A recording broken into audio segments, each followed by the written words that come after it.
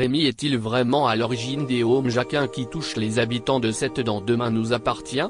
Liam Bati, son interprète, nous tease la suite de cette nouvelle grande intrigue et revient pour nous sur la relation Rémi-Soraya. Allociné, vous avez rejoint Demain nous appartient en 2017, quelques mois après le lancement de la série sur TF1. Quel regard portez-vous sur ces 3 années et sur l'évolution de Rémi? Liam Bati, le bilan est forcément positif. On a eu la chance d'être là au début, alors qu'on ne savait pas encore si Demain nous appartient allait durer. Et c'est donc forcément un grand bonheur de voir que nos efforts se sont concrétisés et qu'on est encore là après tant d'années. Et concernant Rémi, je porte un regard bienveillant sur mon personnage. Parce qu'il a toujours été là, même s'il n'a pas toujours été forcément mis en avant. Et il a toujours été positif. Il est très maladroit, très gentil aussi. Mais surtout maladroit. Et parfois cette maladresse est prise pour de la manipulation. À tort sur certaines intrigues je pense, rire. Mais, vraiment, selon moi, Rémi est surtout quelqu'un de très premier degré. C'est-à-dire plein d'amour et plein de dévotion. Cet été, lors de l'intrigue centrée sur Soraya et Thomas, Rémi a montré une facette plus sombre de sa personnalité. Êtes-vous compte de cette évolution qui a permis d'explorer un côté moins parfait du personnage? Oui, bien sûr, c'était très intéressant à jouer. Rémi a toujours eu un côté un peu sombre d'après moi car il faut se rappeler qu'à la base Rémi est orphelin. Il a perdu ses parents très jeune. Sa sœur ne lui donnait pas de nouvelles et quand il l'a retrouvée elle était dans un état de folie complet. Il a dû la faire emprisonner. Il était très seul en fait. Et je pense que dans ce genre de solitude il y a toujours une part plus sombre. Mais heureusement il a fini par trouver une nouvelle famille grâce au Bédillard. Tout d'abord à travers Leila, Samira Lachab, qui a fait office de mère de substitution pour lui, puis par le biais de sa relation avec Soraya, Kenza Saibi Couton, qui a mené à son intégration au sein de la famille. C'est une intrigue qui a beaucoup fait parler sur les réseaux sociaux. Avez-vous été surpris par la violence de certaines réactions de fans, qui n'ont pas été tendres avec Rémi? Non, je ne suis jamais surpris, rire. Ça me fait rire car je repense à certains commentaires qui ont pu être postés. Mais ça ne me surprend pas car ce sont des gens qui suivent quotidiennement la série et prennent les choses à cœur. Et qui interprètent mal, je pense, comme je le disais précédemment. Rémi a tout simplement peur de ne pas être aimé. Donc lorsqu'il y a cette histoire avec Soraya, on le dit très mauvais et très manipulateur. Mais pour moi ce n'est pas vraiment ça. S'il se fait passer pour Thomas derrière un téléphone, en envoyant quelques textos, ou s'il jette des cadeaux à la poubelle, c'est parce qu'il a peur de perdre Soraya. C'est davantage un combat, pour leur amour, qu'une manipulation extrême. Et il ne faut pas oublier qu'il a juste envoyé quelques textos pendant que sa compagne, qu'il aimait tant, et qu'il aime toujours d'ailleurs, était en train de le tromper dans un parloir de prison. C'est comme l'histoire de la plaque en l'honneur de Leila Bédillard. Ça n'a pas été fait directement par manipulation. Ce n'était pas dans le but ultime de reconquérir Soraya à tout prix. il voulait simplement rendre hommage à sa mère de substitution, qu'il aimait énormément. Il y a eu un vrai engouement du public pour ces intrigues, et je le comprends, mais je pense que les gens se sont parfois trompés sur les intentions de Rémi. Finalement, la mort de Leïla a rapproché Soraya et Rémi. Pensez-vous que Soraya est le grand amour de Rémi? Ah oui, clairement. C'est pour ça qu'il n'a rien lâché face aux épreuves et aux vagues.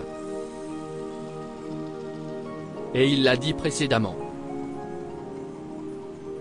Même si tu n'es pas avec moi, même si tu veux vivre avec quelqu'un d'autre, je t'aimerai toujours, je t'attendrai toujours.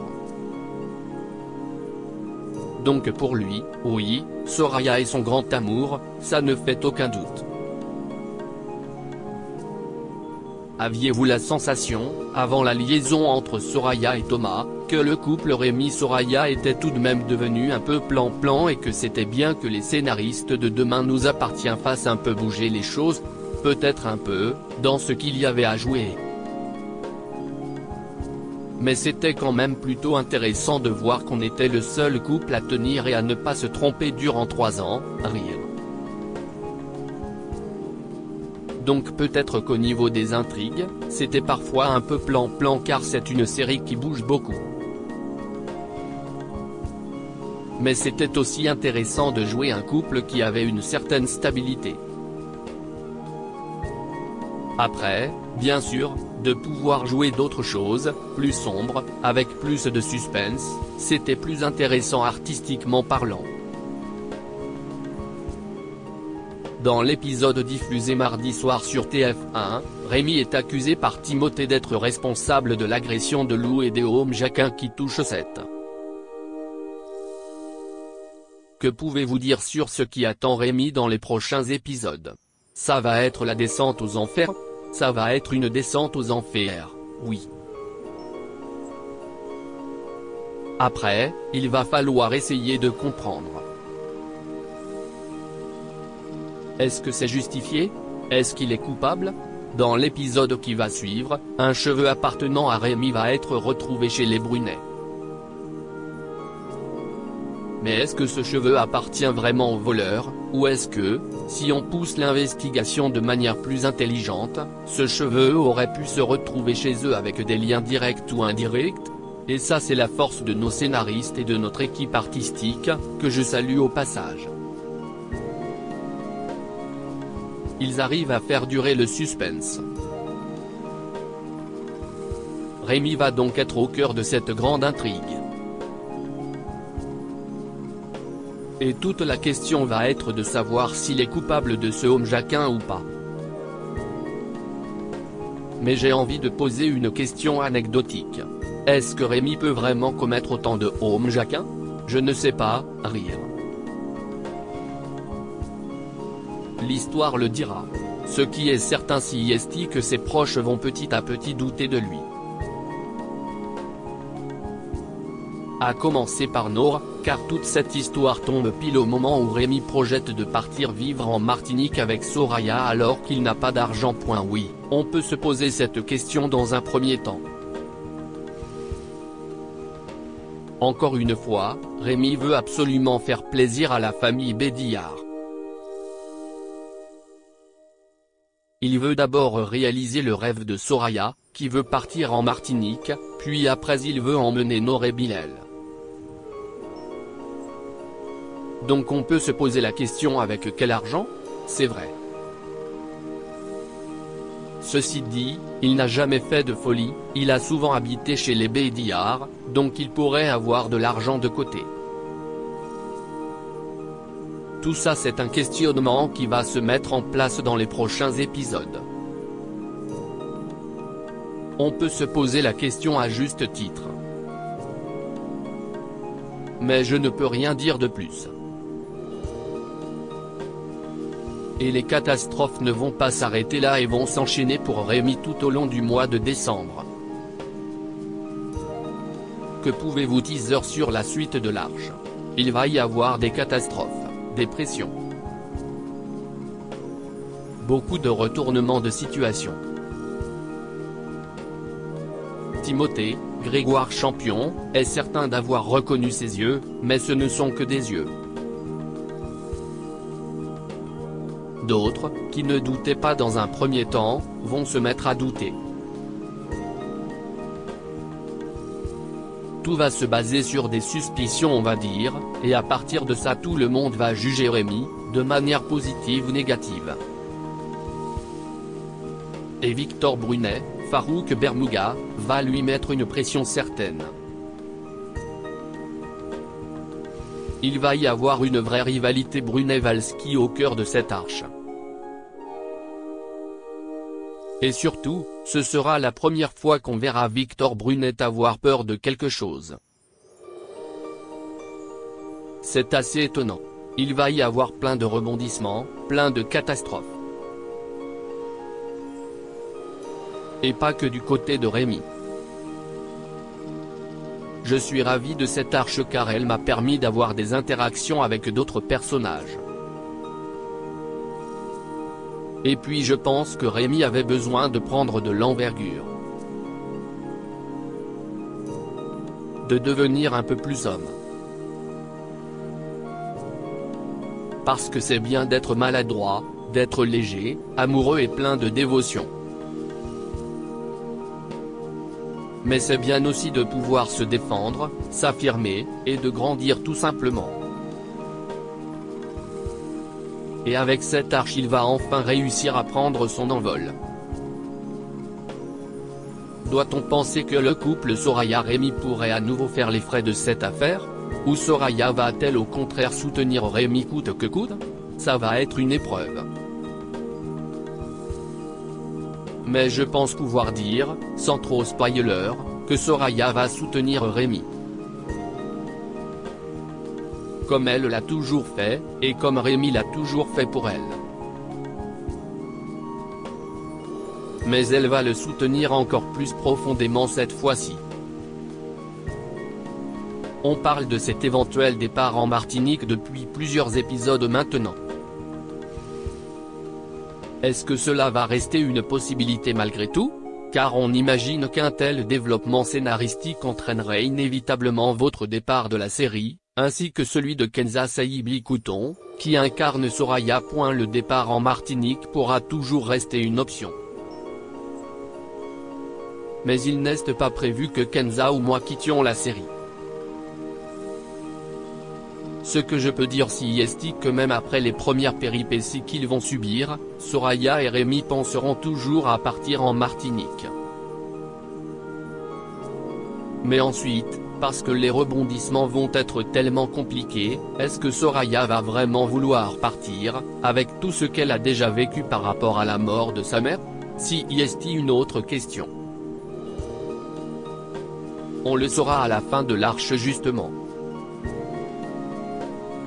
Y a-t-il encore des comédiens de la série avec qui vous n'avez jamais tourné et que vous aimeriez croiser le temps d'une séquence ou plus?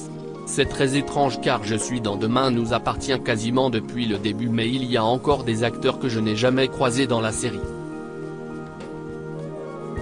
J'ai eu la chance de tourner enfin avec Anne Caillon récemment, qui est devenue directrice de l'hôpital. C'est une amie et une actrice que j'apprécie énormément. J'aurais bien aimé tourner avec Clément Rémien aussi, mais il est parti donc je ne sais pas si j'aurai la chance de le recroiser. Peut-être sur Ici tout commence, on ne sait jamais. Mais globalement, sur les dernières intrigues notamment, j'ai eu de la chance. Mais maintenant que j'y pense il y a aussi Maud Baker avec qui je n'ai encore jamais tourné. J'aimerais beaucoup. Et elle vient de reprendre le tournage, donc on ne sait jamais. Avez-vous d'autres projets à venir dont vous pouvez parler, ou restez-vous concentré sur Demain nous appartient pour le moment? On reste évidemment toujours focus sur Demain nous appartient, car c'est notre projet de cœur à tous. Mais j'ai eu la chance durant ces 3 ans de pouvoir aller ailleurs. j'ai pu jouer dans le crossover section de recherches Alice Nevers. J'ai fait une apparition dans un épisode de Nina. J'ai tourné 2 moyens métrages. Et en termes de prévision, je devais jouer dans 2 pièces de théâtre, mais tout ça a été repoussé, compte tenu du contexte sanitaire actuel. Donc attendons que cette mauvaise période passe, et ensuite de nouveaux projets devraient arriver, oui. Propos recueillis le 8 décembre 2020 par téléphone. La bande-annonce des épisodes de Demain nous appartient diffusée cette semaine sur TF1.